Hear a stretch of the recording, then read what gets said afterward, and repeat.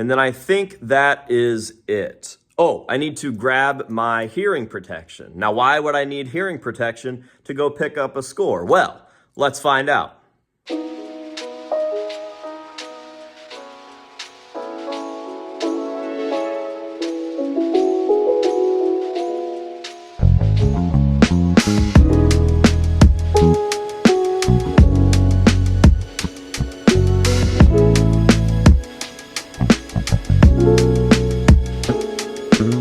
Alright guys, so it is about 7:30 a.m. and we still have around three and a half hours left to go on the drive. We just pulled over at some gas station in the middle of nowhere so they could poop or whatever. So I got the car to myself. I figured I would shoot a little intro here, and I know that a lot of you guys out there are like, oh my god, another early morning trip, another full day of driving, and you're just groaning to yourself.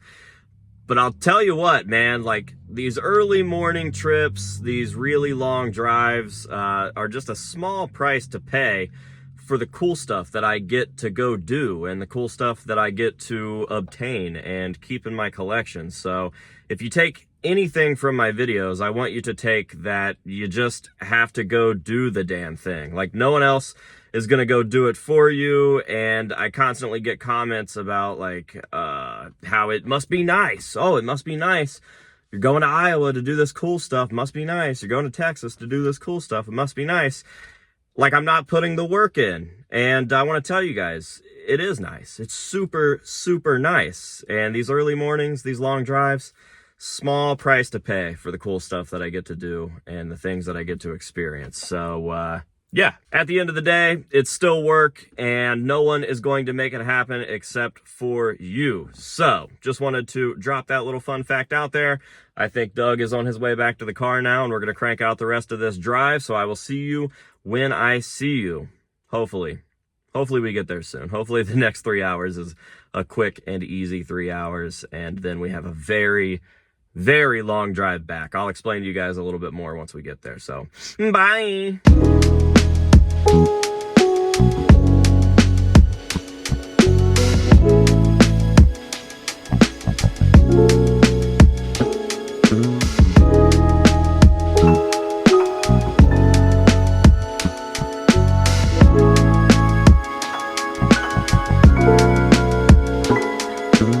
One eternity later.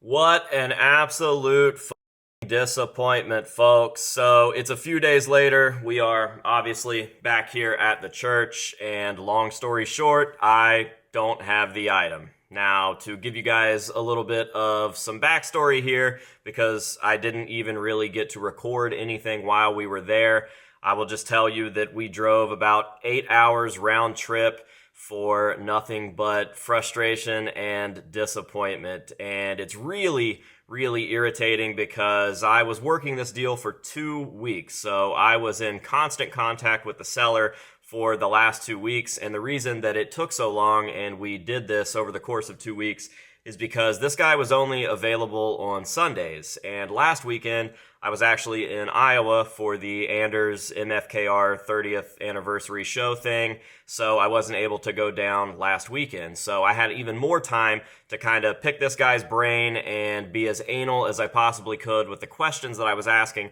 about this item, because this was no small deal. It's not a small purchase, it's not a small item, and I wanted to avoid any sort of frustration or surprises that would be not so great to drive 8 hours total to find out right there on the spot. So I asked everything that I possibly could. I thought that I was doing it the right way, and I really thought that this seller was a pretty straight shooter. I didn't think that he would try to get one over on me, let alone all of the ones he tried to get over on me, because as soon as we pulled in, we realized that this guy was just full of shit, and he completely lied and misled me with this piece. So super frustrating. I took my buddy Tyler and my buddy Doug, and they both spent about 4 hours trying to get this thing up to snuff so that we didn't waste the entire day and we didn't waste all of that gas getting down there. And, you know, at the end of it, it just wasn't meant to be, and it is what it is. And I know that you guys are probably chomping at the bit to find out what I'm talking about, because I still haven't told you what this item is. But before we dive into that, I just wanted to say thank you to Doug and Tyler for wasting their day. I feel really, really bad about that. Just feel bad about wasting their time. So before I tell you guys what the item is, I want to tell you that it is an absolute dream item. This is my last bucket list item on my bucket list, I believe. I have obtained pretty much everything else that I have ever wanted. I've gotten all of my dream cars. I've got my dream truck. I've gotten my dream gun. I've acquired stage-used Slipknot scores, stage-used Guar scores, and everything in between. So when it comes to making my dreams, specifically with my dream items, a reality, I'm really good about it. But this is one that has escaped me for a long, long time, and it's something that I've wanted since I was a little kid. And the desire to own one has only gotten stronger as I've checked off all of the other things on the list. So I was pretty disappointed and pretty crushed when this one didn't work out. And this is also the second time in a month that I have been burnt on this specific piece. I had another one that I found in Indiana that I was going to go get. I started working the deal. I got everything in order, and then the lady just decided that on the day that we were supposed to meet, that it wasn't for sale anymore. So that was super cool. Apparently, when it comes to this market, we are dealing with a lot of That's really the only thing that I can say. These people are So yeah, there's a little bit of the backstory to give you guys some context as to what is going on, and the video is not over, so stay tuned and don't get too used to my misery, because I think in the meantime, since we've gotten home these last couple of days, I have worked something else out. I had a little something up my sleeve to not only save the video, but to save this deal. I am walking away with the thing that I want, and it might have actually worked out a little bit better. So if I had to drive down to West Virginia to be disappointed to end up winning in the end, I think that that is okay. So stay tuned. I will pick this back up whenever we get the thing that we are supposed to get. So yeah, hopefully this cuts to you guys looking at what this video was supposed to be about. So I don't know how to end it now, but I will say that 2 in the bush is better than 3 bushes, or whatever. So, okay. A few moments later. All right, guys, it is the moment that you've all been waiting for. We have gotten the piece. It is here. It finally made it to the House of Masks. It is just off camera, and I am about to show you guys this bucket list item. But before we do that, I want to remind you guys that today is a great day to have a great day. I mean, look at it out here. Sun shining, blue skies, couple of nice white clouds. It is absolutely beautiful out. And if you guys aren't having a good day today, that is okay too, because tomorrow is quite literally a new day. And you know what we say about new days around here. Every new day is the first day of the rest of your life, and you can use that new day to make the day that you want. So even though I had a pretty bummer ass day the other day when I drove 8 hours with my buddies to go be disappointed and absolutely crushed by not getting this dream score, I made the next day the day that I wanted it to be, and that is how we ended up with today's score, which is my 1971 AM General M35 A2 Deuce and a Half. This is a 6-wheel drive military truck, and I know you guys are probably like, what in the fuck are we even looking at right now? Why do you have this? Why did you want this? And I promise I can explain. Now, at the end of the day, this really just boils down to the fact that I've wanted one of these since I was a kid, and I was sick of not having one. But I've also had some pretty good opportunities lately, and I do plan to use this for functionality. I have justified this purchase to myself for a few different reasons. But before I get into that, I just want to walk you around the truck and show you exactly what we've got going on. So the first thing that you notice are probably these giant tires that are well over hip height. These are 46-inch military grade tires. They are obviously very, very aggressive with this giant tread pattern that we've got going on there. And they're not in the greatest shape. Some of them are a little chewed up and they are losing a lot of their tread, but it's okay because I do have a plan to put some brand new ones on there and get them all replaced. As you can see on the front here, there's just a little bit of dry cracking. Now, the good news is that even with these tires being as chewed up or as bald or cracked as they are, at least for the time being, I can still run them because each of these tires is tubed. I am not running tubeless tires on this. And if you guys know anything about heavy equipment, specifically semi-trucks and stuff, you will know that people run tubes for about as long as they run the tire. So even if one of these sidewalls give out or something like that, I've got tubes in there. I should be okay. But like I said, I do plan to have all of these replaced in the coming weeks. I have a pretty good deal. I will be trading that back pop-up shell thing for a brand new set of tires and 2 spares, the exact same tread pattern, the exact same size. So we will keep this thing as big as we possibly can, and that will be that. But dude, look at this thing. I don't even know what to say about it. This front shape, this profile shot, whatever you want to call this, how does something that cool even exist? I just don't understand. The top of the hood here is well over my head. It is literally taller than me. So this thing is super, super sick. As I mentioned, it is 6-wheel drive. That means that all of these wheels get power to them. A truck is 4-wheel drive, so it's like good in the snow or the mud or whatever. This is 6-wheel drive, so it's even better. Getting stuck in this is probably not ever going to happen, and I think that that is pretty cool. We've got this giant tank right here. It is labeled diesel, but the cool thing about these trucks is that they have a multi-fuel engine, so you can pretty much run anything that is combustible.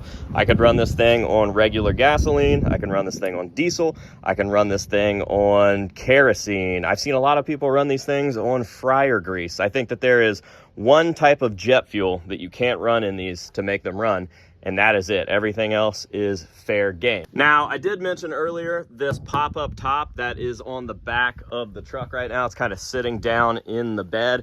And this thing is cool. Don't get me wrong. I think that it is super rad, but it's just not something that I would really ever utilize.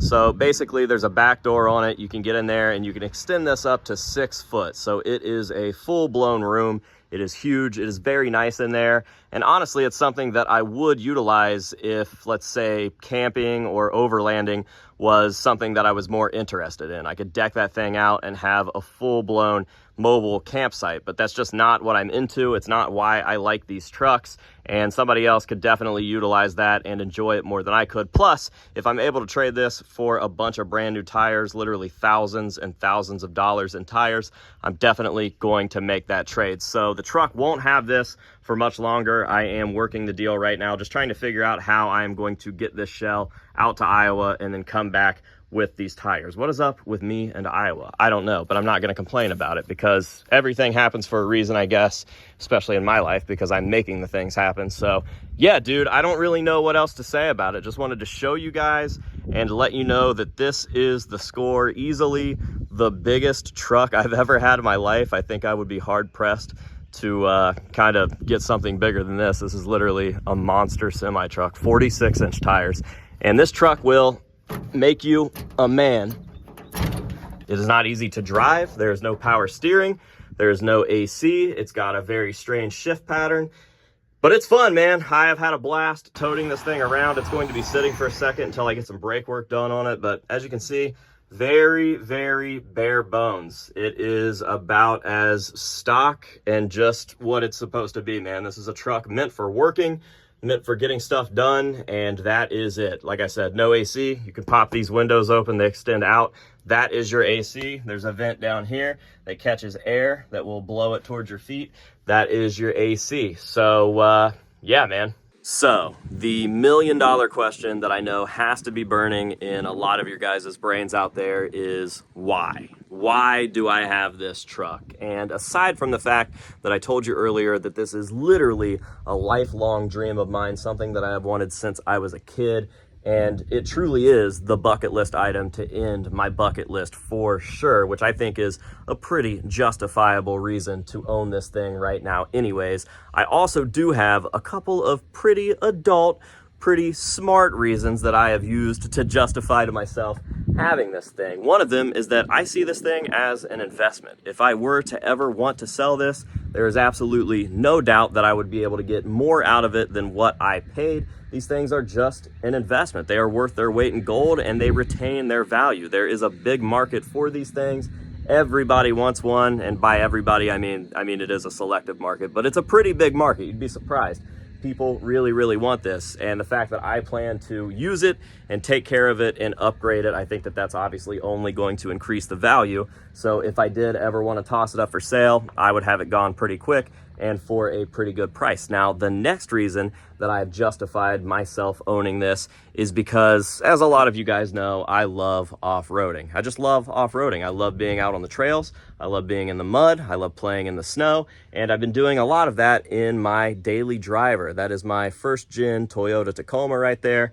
And like I said, it is my daily driver. And we've done some mods to it. It's got a winch on the front. We built some bumpers. I put some aggressive tires on there. She's got a snorkel. But all of this stuff is fairly tame. And I'm getting to a point with that truck where if I keep going in the direction that I'm going and I keep upgrading it, I am not going to have a reliable daily driver anymore. The next thing that could happen to that is lifting it and putting bigger, more aggressive tires on it. And when you do stuff like that, it's all downhill from there. Like, it would be a super rad truck and a super fun truck and a very capable off-road rig, but it would no longer be my reliable daily driver. And the way that it sits right now, that truck could probably drive me around for the rest of my life, and pretty comfortably. It's still very clean on the inside, and as far as mechanically, it is safe and sound. I love that truck. I would drive it to California right now if I had to, with absolutely no worries. If I go throwing 35 or 37 inch boggers and a 6-inch lift on it, I have just thrown all of that reliability and realistic daily drivable esque-ness out the window. It's all gone. And I can do all of that and then some in this thing. It is a 6-wheel drive monster semi truck. There is literally nothing that's going to stop this. That is what this thing is built for, and that is what I plan to use it for. Now, I do plan on just driving to Casa like every other night and getting sweet tea and staring at the truck while the sun sets, but imagine this thing in the snow. Imagine this thing in a mud hole. Imagine all the people that are going to call me to tell me to come get them unstuck in the winter or whatever. I love that. I think that this truck is something to be utilized, and it's definitely going to save the Toyota Tacoma. I won't have to literally put more money into destroying something that I could just have forever, that would be reliable, something I could use daily, because I have this. So there's my reasoning. Not that I need to justify it to anybody out there. And you know, at the end of the day, it just makes me happy, and that is what matters. This channel exists because things make me happy, because I'm on a constant nostalgia chase, a constant nostalgia trip. And this is definitely a big part of that, and I just could not be happier. Even just having it sitting here in the driveway waiting to have some stuff done to it. Every time I walk outside and I look at it and I realize, damn, I own that. I get happy, and that is what matters. Chase your dreams, chase what makes you happy. I'm telling you guys, we don't live in a real world. None of this matters. Like, yeah, you got to do your taxes and we got to abide by certain rules and stuff, and that sucks. So you might as well do what you want with the other time and the other money that you have while you have it, because you won't have either of those things for very long. So just do what makes you happy. I don't know what else to tell you, within reason. I don't want you to go out and like hurt animals or something. I think that sucks. But if it's buying stuff or attending shows or whatever it is, you guys know what I'm talking about. I'm telling you, go do it. Take that away from this video and go live your life, okay? All right, guys, well, there you go. I think that that is going to just about do it for this video, and I do apologize that it wasn't quite the format that I originally thought it was going to be in terms of like a travel vlog and then picking the item up and the adventure back. But I'll be honest, I think that this all worked out the way that it was supposed to. I think I ended up with a better truck and a better deal, and something that I am far happier with than I would have been with the one that was down in West Virginia. And I will say that the dude that I worked this deal with is a really, really nice guy. He has actually come through for me on a few favors, and he's just awesome. Like, I couldn't ask for a better seller, and I think I may have ended up with a new buddy because he's kind of into the stuff that we do here on the channel. He came over to the church and checked everything out. He loves that shit, and it just all seems like that is the way that it was meant to be. So obviously I'll keep you guys updated on this thing. This isn't like a vehicle channel, but I've always shared my vehicles with you guys because it is, at the end of the day, just another sub collection in my giant collection, and it's something that I'm passionate about. So there you go. Thank you guys for watching. I appreciate you. Make sure to help me out, do all of the cliche YouTube bullshit. Leave a like, it's free. Leave a comment, it only takes a second. Make sure that you are subscribed because, again, YouTube is just constantly unsubscribing people from my channel. I've actually had somebody comment that they've been unsubscribed 3 times since the first time that they checked to see if they were unsubscribed. So very, very annoying. Help me play the YouTube game. I want to get to 200K by the end of the year, and I think that that is very possible. And as for me, I am out of here. So thank you guys again. I hope you enjoyed it, and I will catch you guys in the next one.